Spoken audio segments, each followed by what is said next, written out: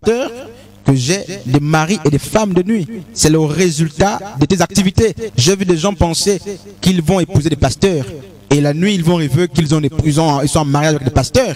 Je veux des gens penser que mon mari sera justement un prophète. Et dans tes visions, dans tes rêves, que la conscience, ton subconscient te donne, tu vas te marier avec un pasteur et tu diras, priez pour moi, Dieu m'a montré une vision. C'est pas des visions, c'est le résultat de non nombreuses questions, non nombreuses journées passées dans la saleté. Donc ce qu'on appelle les femmes de nuit aujourd'hui, c'est quoi? La plupart des personnes qui ont des femmes de nuit sont des personnes qui se masturbent. La plupart de ces dernières sont des personnes qui pensent au sexe matin, midi, soir.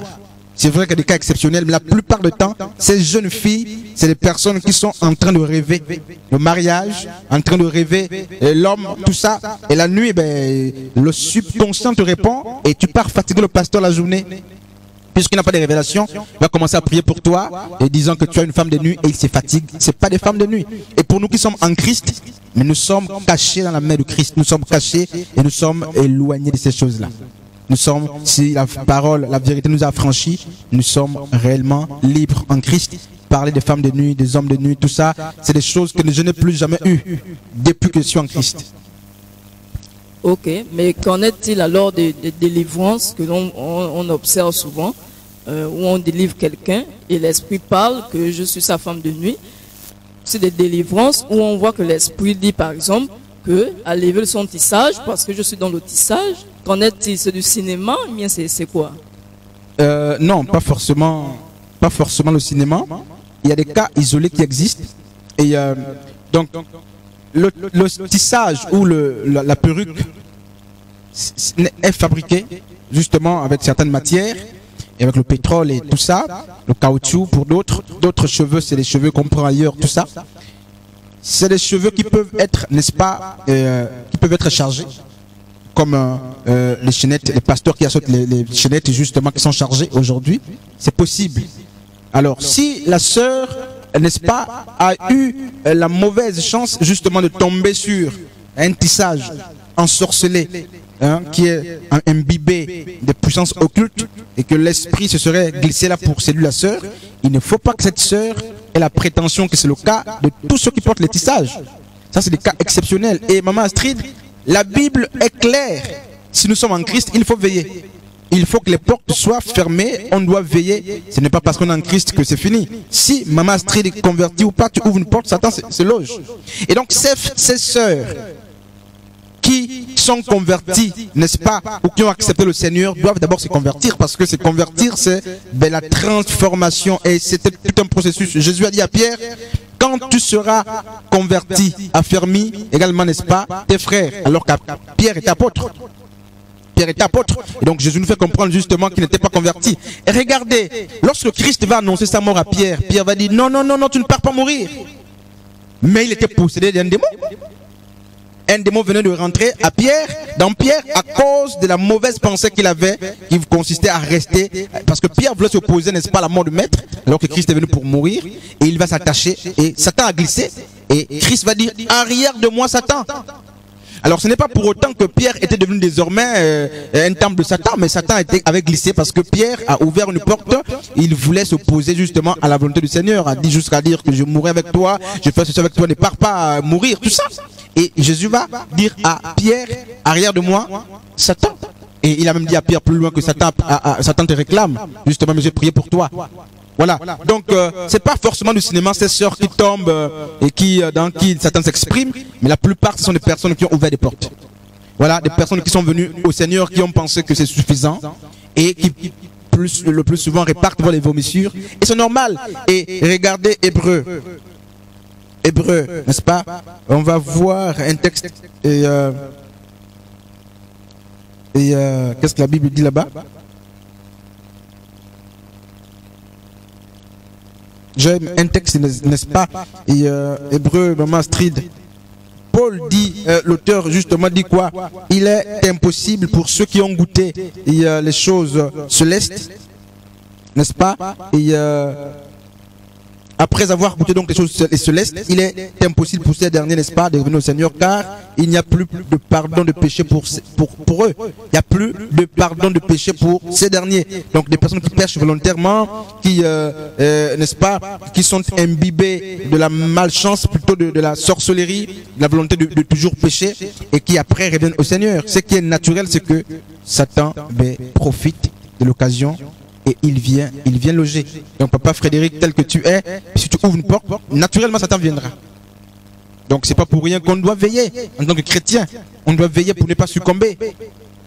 Donc voilà. Donc sauf s'il y a des complémentarités, des questions, avant qu'on ne mette fin à papa Frédéric, maman Astrid.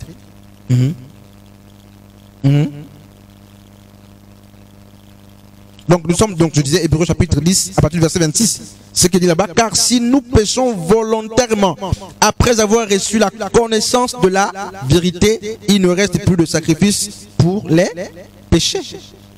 Ça c'est la Bible qui le dit, c'est pas nous.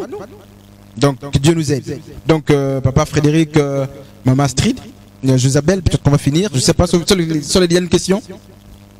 Ok, donc maman Astrid, papa Frédéric, qu'est-ce que on peut résumer, n'est-ce pas, sur Josabel?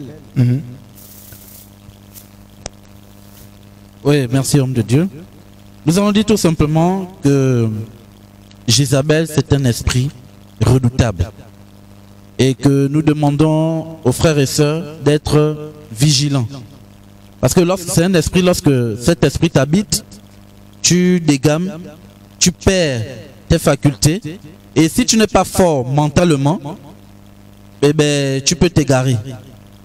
Donc ici, nous avons essayé de définir les mains de Jézabel. C'est vrai qu'il y a plusieurs mains, mais nous avons vu quand même certaines mains. Et nous sommes basés sur les Écritures. C'est pour dire ici l'importance du thème que nous venons de voir. Jézabel, c'est une réalité et elle rentre dans les profondeurs de Satan. Voilà. Et nous avons pris des exemples dans les assemblées. Nous avons dit que dans les assemblées, l'homme de Dieu parlait tout à l'heure, que même dans les assemblées, le frère et la sœur peuvent être des Jézabel. Même l'homme de Dieu avec qui tu t'attaches peut être un Jézabel pour toi. Donc, frères et sœurs, arrêtez d'embêter les hommes de Dieu. À chaque fois, quand il faut manger, quand il faut faire petit chose, un voyage, vous embêtez l'homme de Dieu. Arrêtez ça. Ou bien, lorsqu'à la maison, ça ne va pas, au lieu de te pencher sur ta parole, dans la parole, tu prends ta Bible, tu pries. L'Esprit de Dieu est avec toi. Tu pries et tu chasses cet esprit au nom de Jésus. Voilà. Donc ici, c'est pour dire que Apocalypse 2, verset 20, comme nous venons de voir, c'est une réalité. Soyons vigilants. Veillons chaque jour, car Jézabel, comme on dit souvent, le diable rôde comme un voleur dans la nuit et il cherche à qui dévorer. Donc je vais terminer avec cette parole. Jézabel, c'est une réalité. Jézabel, c'est pas seulement le sexe, c'est l'iniquité. C'est l'impudicité dans toutes ses formes. Et c'est ce que nous venons de voir. Et je bénis le Seigneur pour l'homme de Dieu, pour la sœur Astrid et pour la sœur Lady, pour le frère, qui ont ici mis de leur temps pour parler de cette problématique, de ce thème vraiment très important. Vous savez, pour terminer, lorsque l'homme de Dieu nous a fait comprendre que ce thème sera donné, j'étais heureux parce que un chrétien qui ne connaît pas, un chrétien qui ne nourrit pas sa connaissance dans la parole n'est pas un vrai chrétien. Il aura toujours des problèmes. Donc j'invite aussi les uns et les autres à participer, poser des questions de tout genre, parce que ce sont des sujets qui nous touchent à tous. Amen. Alors, par rapport à ce thème, nous avons compris que Jézabel n'est pas forcément une histoire de femme. C'est un esprit qui peut se trouver chez des hommes comme chez des femmes. Et nous avons également compris que ça n'a rien à voir avec des femmes qui prophétisent ou qui prêchent dans l'église. Ça n'a rien à voir avec des femmes qui veulent se faire belles. D'ailleurs, Paul, en passant même, Paul dit que celle qui est mariée se soucie de son mari. Donc celle qui est mariée doit se faire belle pour son mari. Voilà, et la jeune fille, elle s'occupe des choses du Seigneur. Donc celles qui peuvent encore bien s'occuper des choses du Seigneur le fassent. Celles qui sont mariées aussi, elles peuvent se faire belles pour leur mari sans problème. Mais en même temps, ne pas oublier que lorsque nous allons trop près de la frontière, eh bien, on laisse les démons entrer dans notre vie. Et en même temps, on ne doit pas oublier également que lorsque nous faisons des choses qui n'honorent pas tellement notre Dieu, nous sommes des prostituées. Donc, on doit faire attention parce que c'est subtil. On ne sait pas à quel moment nous sommes du côté de l'ennemi et à quel moment nous sommes encore sur le droit chemin. Mais toutefois, restons dans la prière, interrogeons Dieu et laissons le Saint-Esprit nous guider dans tout ce que nous faisons. Voilà, merci. Merci, hommes et femmes de Dieu. Donc, voilà. Donc, Jézabel, toutes les fois que le peuple d'Israël s'éloignait de Dieu, Dieu traitait la nation d'Israël comme femme adultère. Pourtant, Israël n'allait pas forcément avec des hommes. C'était des orgies, tout ça. Et donc, nous sommes en adultère, nous qui sommes en alliance avec Dieu, toutes les fois que d'autres divinités, n'est-ce pas, font l'objet de notre adoration. Et on a vu justement dans Daniel là-bas, et dans Jean chapitre 6, 56, et dans Daniel 8, à partir du verset 1er, on a vu justement dans Jean chapitre 6, 56, Jésus avait proposé ses mains aux apôtres. Il disait aux païens qui étaient là, aux juifs, aux pharisiens, à tous ceux qui étaient là, que ma parole, justement, si vous ne la mangez pas, vous n'aurez pas la vie. Et dans Jean 17, il dit ma parole est esprit et vie. Donc dans Jean 6, il parlait justement des mains qui s'opposent aux mains de Jézabel. Jésus a proposé les mains qui sauvent. Donc les mains en question, c'est la doctrine. N'est-ce pas, la viande en question que Daniel, dans Daniel chapitre 8 là-bas, n'est-ce pas, a refusé. Les mains proposées par le roi Nebuchadnezzar, c'était la doctrine justement des démons. Et on a compris que Jézabel, qui était un esprit, au-delà du fait que Jézabel descendait justement, était sidonienne et syrophénicienne, Jézabel, d'après justement, l'homme de Dieu l'a lu dans Genèse chapitre 10 à partir du verset 15, à partir du verset, dans Genèse 9, à partir du verset 1er, la Bible nous dit justement que après la chute de Noé, ben, conduit par la débauche, l'ivresse, mais Cham va voir la nullité du père. Il ne va pas la cacher. Il va appeler Sem et Japheth. Et Noé, lorsqu'il retrouve son état normal, il va maudire, non pas Cham ou Cam qui a vu sa nullité, mais Noé a maudit le petit-fils qui était Canaan. Or, Jézabel est descendue de Sidon. Elle était syrophénicienne, donc sidonienne. Or, Sidon, c'est le fils de Canaan. Canaan, c'était le petit-fils justement de Noé qui était maudit. Et Jézabel est sidonienne. Son père, c'est Ethbal. Ethbal était en alliance avec deux divinités également. Donc, au-delà de la divinité Astarté, Ethbal, dont le nom signifie ensemble avec, n'est-ce pas, Baal, donc le dieu de la pluie. Ethbal a dû, n'est-ce pas, donner comme héritage à sa fille Jézabel, ben, le dieu Baal. Et qu'est-ce qui se passe? Donc les Cananéens qui étaient prédestinés à la malédiction, Jézabel faisant partie des Sidoniens, qu'est-ce qu'elle va faire? Elle va vouloir esquiver la malédiction en voulant instaurer en Israël officiellement le culte du dieu Astarté, Akira, le culte du dieu Baal.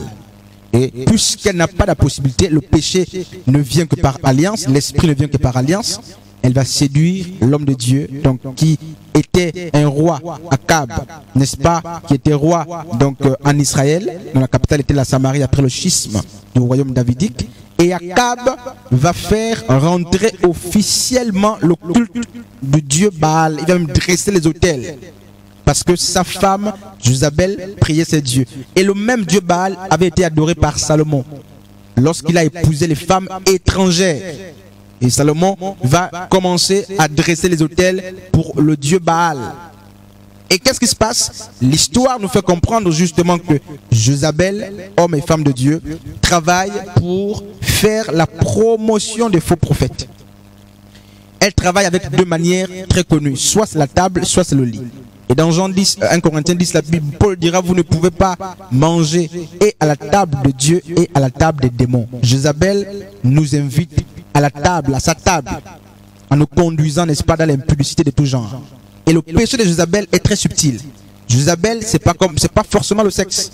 Jézabel, c'est la corruption, c'est l'autorité, parce qu'elle domine. Elle dominait Akab, son mari. C'est pourquoi, lorsqu'Akab n'a pas réussi de prendre le jardin de Naboth, il va aller confier la mission à sa femme, sachant que sa femme était pleine de pouvoir.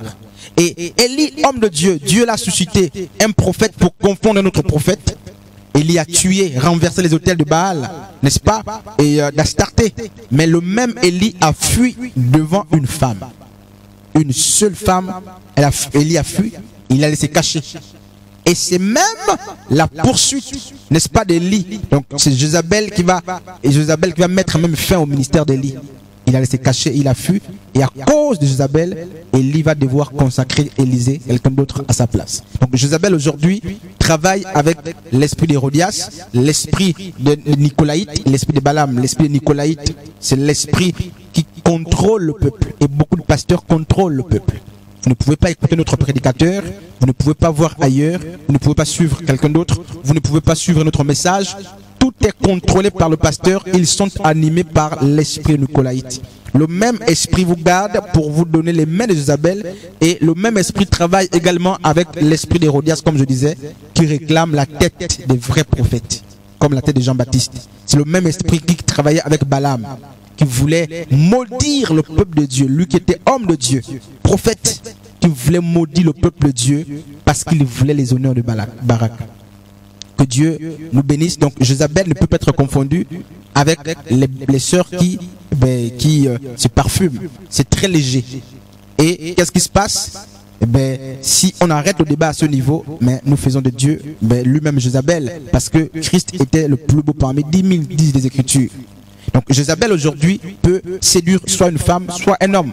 Et beaucoup d'églises sont animées par l'esprit de Jézabel. La preuve, la doctrine véritable est foulée aux pieds et nous faisons la promotion des doctrines étrangères. On enseigne les triangles, on enseigne les mariages à l'église, on enseigne la bénédiction nuptiale, on enseigne justement que l'homme de Dieu, le chef de l'église, c'est les doctrines des démons. Et Jézabel fait la promotion justement de ces fausses doctrines. Donc, homme de Dieu, que Dieu le bénisse. On s'arrête par là aujourd'hui et on se retrouve prochainement.